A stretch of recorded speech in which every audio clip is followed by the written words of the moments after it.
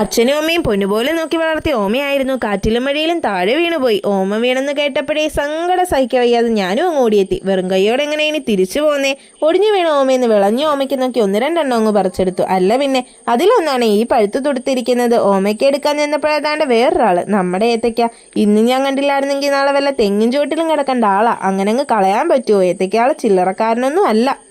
കുട്ടികൾക്ക് ഏത്തപ്പഴം പിഴിയാൻ കൊടുക്കുന്നത് വളരെ നല്ലതാണെന്ന്. ഏത്തപ്പഴത്തിലുള്ള കാർബോഹൈഡ്രേറ്റ് കുട്ടികൾക്ക് ധാരാളം എനർജി നൽകും. ഇതിലടങ്ങിയിട്ടുള്ള വൈറ്റമിൻ സിയും വൈറ്റമിൻ B6 കുട്ടികളുടെ പ്രതിരോധശേഷിയും വർദ്ധിപ്പിക്കും.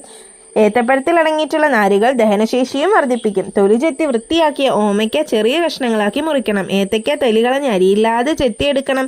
ഏത്തയ്ക്കയുടെ അരി കൊടുക്കുന്നത് ദഹനത്തിന് ബുദ്ധിമുട്ടുണ്ടാക്കുമെന്ന് ആരോ പറഞ്ഞ് കേട്ടിട്ടുണ്ട്. ചെറിയ കഷ്ണങ്ങളാക്കി ഏത്തയ്ക്കയും ഓമയ്ക്കയും ആവിയിൽ വേവിച്ച് ചൂടാറുമ്പോൾ മിക്സിയുടെ ജാറിൽ അടിച്ചെടുക്കണം. ഇനി കുറേശ്ശെയായി കുഞ്ഞിന് കോരിക്കൊടുക്കാം. വയറൊന്നു നിറഞ്ഞാൽ പിന്നെ പെണ്ണിന് അപ്പം ഉറങ്ങണം. അതിനുള്ള കരച്ചിൽ അതാണ്ട് ഈ കണ്ട.